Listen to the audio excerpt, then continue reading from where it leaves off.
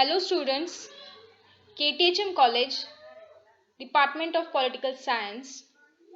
So students, we are going to learn the next chapter of the first unit of human values and human rights. So we have gone through our Sarvodaya movement. After that, brief introduction to Constitution.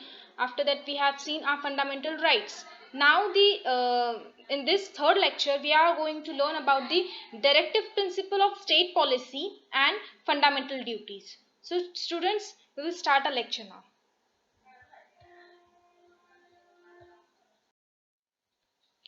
So, students, directive principles of state policy. Uh, uh, when India got independence. So at that time we were not economically or socially very developed. So some fundamental rights we took we borrow from various countries, from various thinkers. Okay, like right to liberty, right to equality, and many more. We have constitutional remedies. So we kept some bundle of rights in the directive principle of state policy, in the view that after we will when India will get developed, then we will take this directive principle of state policy as the fundamental right. For an example, we have took the primary education as it was the directive principles, but at the time when we got developed, when India got developed in the economical dimension, we shifted that directive principles to the fundamental rights. Means it is essential. It is a very essential thing. Fundamental rights. So students, we are going to study about directive principle of state policy. So students, before we start about the directive principle of state policy, there is one statement. So this statement is given by Dr. B.R. Ambedkar. So his statement was that, in my judgments, the directive principle have a great value, for they lay down that our ideal is economic democracy, because we did not want merely a parliamentary form of government to be instituted through the various mechanisms provided in the constitution, without any direction as to what our economic ideals, as to how as to what our social order ought to be deliberately included the directive principles in our constitution. So Dr. B.R. Ambedkar says that it is directive principles are very important, because as we grow economically, socially, politically, this bundle of principles which we have kept in our directive principle will move to the fundamental rights as well, that the primary education has moved. Okay, now we will move further, students. So directive principle of state policy are as important as fundamental rights. We know that.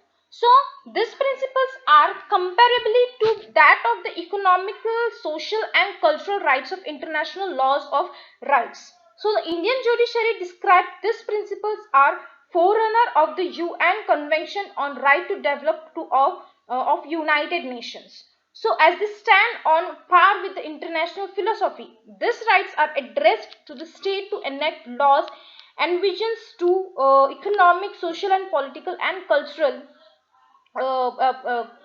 perspective of the polity, in order to enable the citizenry to enjoy the fundamental rights on equal footing. So, in the legal sphere, these principles constitute a non-justiciable rights.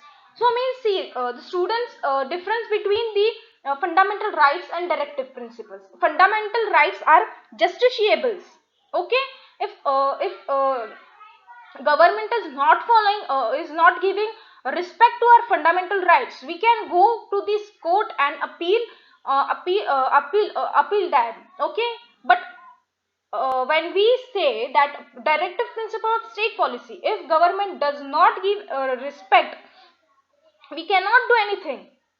But uh, in a political mean, that when we study politics, if a party parties representing represent means one party is representing the election. So this party gives respect to the directive principle, means then this says that when we will come in our power, we will do this, we will do that, means they are saying that they are respecting the directive principles. But in the case they did not do, then we can't do anything. So and that means that directive principles are non-justiciable, that whereas fundamental rights are justiciable. Okay, please try to understand.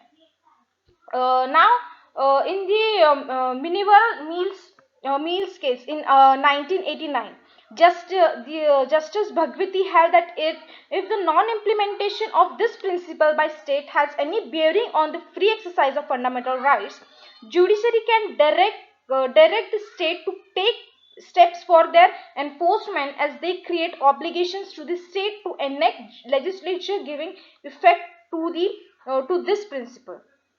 But when we see this terminology to the of the court cannot be considered that their non adherence by the state in all cases can be freely challenged in the court of law, like the fundamental rights.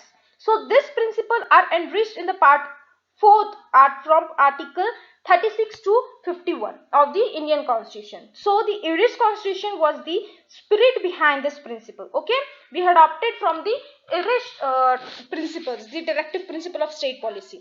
Here and a comparable table is presented for an essay understanding of directive principle of state policy, which are equivalent to social, cultural and economic right at the international level. So students, directive principle are also on the level of on the globe level. So when we equivalently means compare correspondingly compare the constitutional provision regarding directive principle of state policy in our India, whereas we corresponding provision in the Universal Declaration in Human Rights, and where corresponding provisions in International Covenant on the social, economic and cultural right 1966, we when compare in the three types, the articles are this means the articles are the same, the directive principles are the same in the three dimensions. Okay, in the Indian text also, in Universal Declaration Human Rights also, and also in International Covenant on economic, social and cultural rights.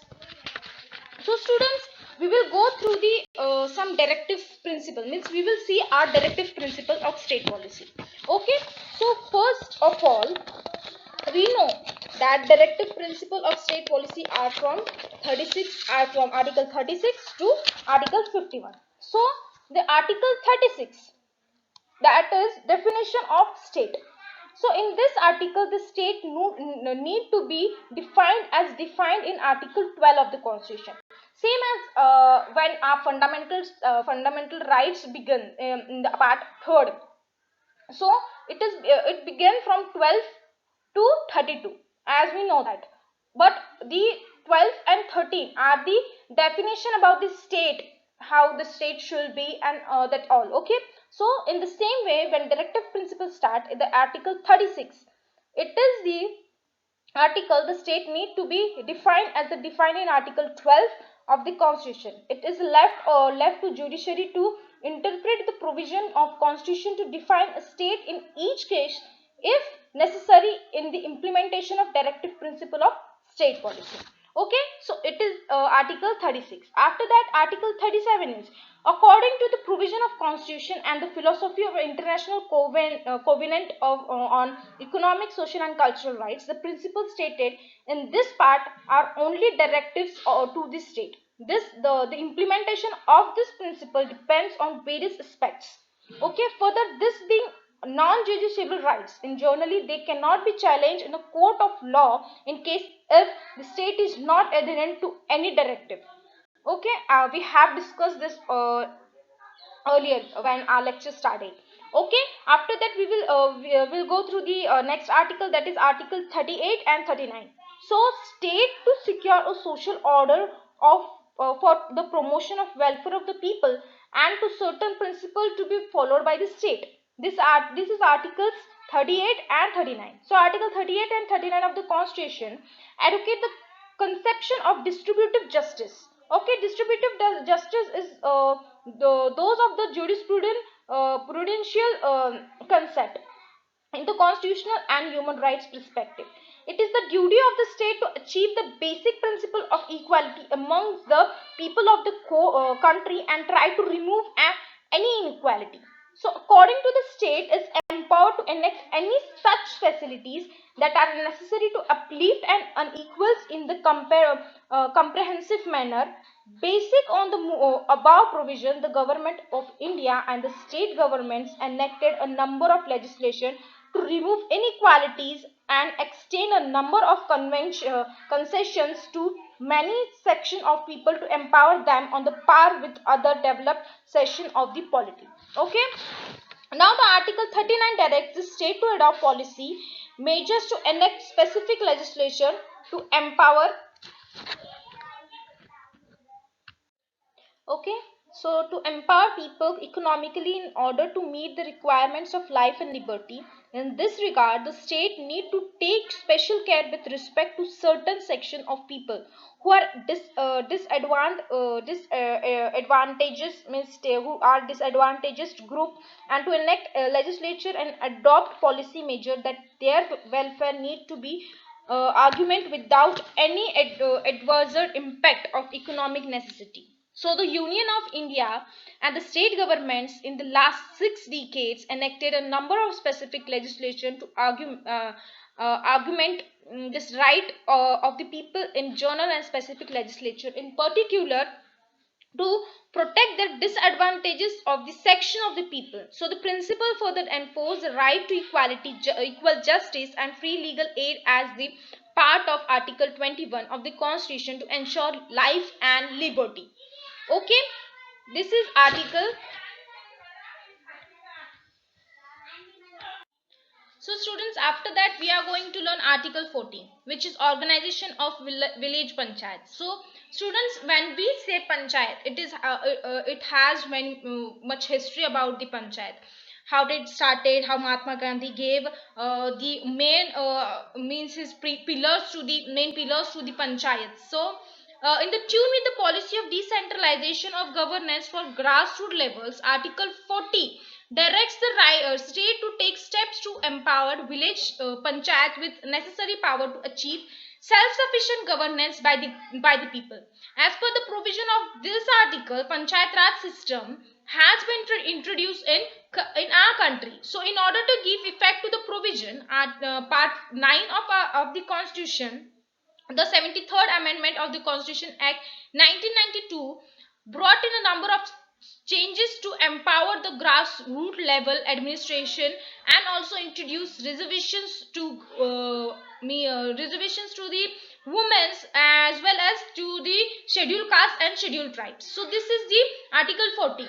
After that, the Article 41 is right to work, right to education and right to public assistance in certain cases. So this article, according to the Article 41 of the Constitution, it shall be duty of the state within its economic capacity and development provide right to work, right to education and right to public assistance in the certain cases. In this regard, through 86 Constitutional Amendment Act in 2002, the state made it fundamental right giving effect to judgment to the Supreme Court in some cases means Uni Krishnan versus state of Andhra Pradesh delivered in 1992. So apart from this, the union and states adopted a number of policy to provide public assistance in case of unemployment, old age and sickness and disablement and etc. There are many more in certain cases. So this is Article 41 of the of our directive principle of state policy. After that, Article 42 is provisions for just and humane condition of work and maternity relief. So students, we know maternity leave, how the struggle was for the women's as well.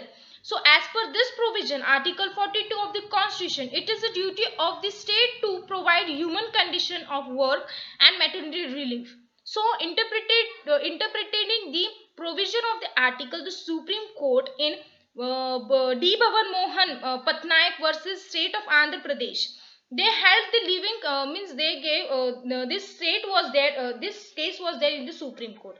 So held that living condition in jails to for convicts and under their prisoners are also need to be safeguarded by the state. So the parliamentary enacted a maternity leave act in 1961, giving effect to the provision of this article. So this was the article 42. After that, the article 43 is there, which is living wage for workers. So according to the article 43, the state need to take step to ensure the workers of all types, both in urban and rural areas, to lead a life with minimum standards and to enjoy leisure and to able to meet social and cultural opportunities. So according to this article, a living wage includes food, shelter, clothing, provisions for education of children and insurance, etc. In tune with the policy of this article, both union and state enacted a number of legislature to extend a number of facilities to workers working in various occasions. Okay. After that, Article 44, it is the Uniform Civil Code for Citizens. So Article 44 of the Constitution advocates the state to adopt a uniform law to govern all personal laws on the equal footing. The same was retained by the Convention on the Elimination of the Discrimination of Women, which was in 1979. Accordingly, the state initiated step to codify the personal laws for the religion. However, it will not do so for a variety of reasons before better knowing to the state. It has only codified the Hindu law, Parsi and Christian marriage and divorce law. Okay, there are some cases. So in some of these laws to remove discrimination, women are given equal right to inheritance to property. So we know the that Sahaba Bano's case. Okay, how the Supreme Court laid down norms to claim maintenance for Muslim women under Article 122 of the Criminal Procedure Code. So the judiciary in the number of cases suggested that there should be uniform civil code. Okay, this is the Article 44. After that, Article 45 is provision for early childhood care and education to child below the age of 6 years. So Article 45 advocates that state need to take steps to protect childhood from malnutrition, poverty and other communicable diseases and educate all child before below 6 years. Okay, though the state enacted a number of legislature and adopted policy formulation, it is still a distant dream for a million of children to have safe and decent environment to live and grow. So however, as stated below, as we have stated, the state in 2002 took some steps for ensuring the right to education, means compulsory education to all children and up to the age of 14. Okay, this is Article 45. After that, the Article 46 is promotion of education and economic interest of scheduled caste and scheduled tribes and other weaker section. So it is the duty of state according to Article 46 to take special care with the respect to educational and economic interest of weaker section of the polity and especially the scheduled caste and scheduled tribes to protect from social injustice and all forms of exploitation. In tune with the provision of the article, the union and state adopted a number of policies and enacted suitable legislature to augment right to peoples of the of this section, means of the SCs and STs. After that, Article 47 is duty to state to rise the level of nutrition and the standard of living and to improve public health. Very many. So the state has the duty according to Article 47 to take steps to evolve policy formulation in order to improve the nutritional level and standard of living of the people. It is also duty to the state to improve the public health of the citizen and ban the consumption of intoxications drinks and drugs which are injurious to the health of the people. In number of cases, the judiciary supported the move of legislature to ban the sale of means this drinks and drugs, this type of materials. However, since the liquor business is revenue generating activities, the many state many a time has licensed to bring in complete prohibition of the liquor sale, but it is not done. Okay, after that, Article 48 is prohibition of slaughters of cows and clays. According to this Article 48, it is a duty of the state to promote agriculture and animal husbandry by employing the modern technique and scientific means. It is also the duty of state to preserve breeds and prohibit the slaughters of the cows and clays and or milchard and drought canal. So in this regard, legislation passes a union and state have been upheld and valid by the judiciary in number of cases. After that, Article 48A, it is protection and improvement of environment and safeguard of the forest and wildlife. So according to Article 48A, an obligation is imposed on the state to protect and ecology and environment, to take steps to safeguard the forest and wildlife of the country. In this regard, a number of legislation have been enacted by the union and as well as by the state.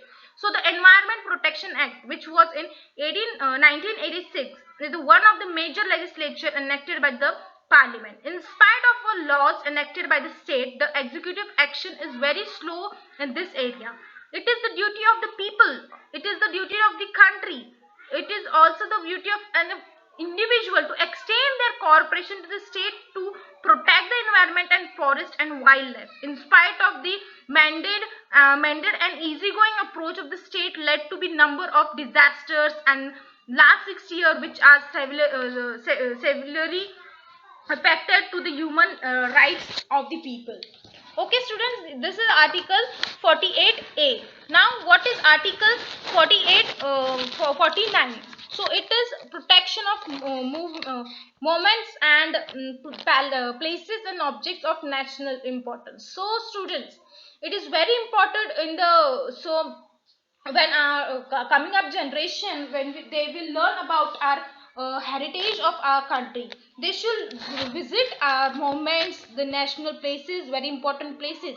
So as per the Article 49, the state has duty to take steps to protect every movement or a place or object or artistic or a historic interest. In this regard, such movements and objects need to be declared by the state as property of the nation and protect them from spoliation, disfigurement, destruction, removal, disposal, or export. The Parliament in 1951 enacted the Ancient and Historical Movements and Archaeological Sites and Remains Act in 1951 and declared many of such sites as national importance and property of the country, of the nation. Okay, after that, Article 50 is appointment of judges in higher judiciary. So one of the important feature of our democracy in our independent judiciary is it is only an independent judiciary without the interference of legislature nor executive alone could protect and promote the human rights of the citizen guaranteed under the constitution. So the constitutional framers take into consideration of the important feature of the democratic constitution and rallying behind the Indian National Congress demand for the separation in 1886. Apart from this other provision, the constitution, though Article 50 direct the state to separate judiciary from the executive. However, at lower level of the judiciary, the district magistrate was combined with the powers of executive and judiciary. After that, the government through the Criminal Procedure Code 1973 achieved complete independence of the judiciary by the transferring the judicial power to the district administration to the judiciary. So, however, the financial independence to judiciary is still an important aspect which need to be achieved. The National Commission to review the working of the Constitution also strongly advocates such independence with enhance the full autonomy of the judiciary from its dependency on the executive for its financial needs. Okay, it's simply that judiciary should be separate, nor the interference of legislature and executive should be there in the higher judiciary. Okay, the article 50 speaks about. After that, article 51 speaks about the promotion of international peace and security. It's very important. It's very important, students. So India being a member of a Committee of Nations, according to the Article 51 of the Constitution, it shall be duty of the state to foster respect for international relations and as well as to honor the principles of international laws and treaties obligation. It has to take steps to settle its disputes with other countries in a peaceful manner by restoring to arbitration. So, according to the Article 253 of the Constitution, treaties entered by the India will not be operative automatically until and unless the Parliament of the India passes a law giving effect to such treaty or an agreement. Okay. However, over this years, the judiciary has been interrupting the provisions of treaties related to human rights. It has the treaties of human rights can be implemented and interrupted for upholding the rights of the citizen, even the absence of legislature. If such treaties of agreement is not in consistence with the law of the land, then it should be in the force. So, students, this is the directive principle of state policy. After that, we have learned directive principle of state policy from article 36 to 51. So now the element is very important, that is fundamental duties. So students, whenever we learn about the directive principles, fundamental rights, fundamental duties, so fundamental duties and fundamental rights, they are two faces of one coin. The subject we are learning, the objective of the subject is that we should know our freedom also and our responsibility also. So students, when we say that fundamental duties, so from the ancient to the modern times, the philosophical and legal approaches of India was based on the concept of duty. So the same was adequated in the jurisprudential of means reserve the international laws human rights. Though Article 29 of the Universal Declaration of Human Rights, which advocates the right to enrich therein, cannot be released without fulfilling the duties. Since the concept of right is coupled with the duty, the framers of the Constitution of India did not specially advocate duties in the Constitution. So after that, this concept was also there, that many cases were held. So the Supreme Court to educate the concept of duty as a part of our constitution. So it is the part of our constitution. So the 42nd Amendment Act of the Constitution, which was there in 1976, inserted a new article which was 51A, advocating fundamental duties which need to be discharged by the citizen of the India, and however it is a silent as to their uh, enforceability in a court of law or punishable for their breach. So according to the Supreme Court, in so students, we have done with our third lecture. Thank you all of you.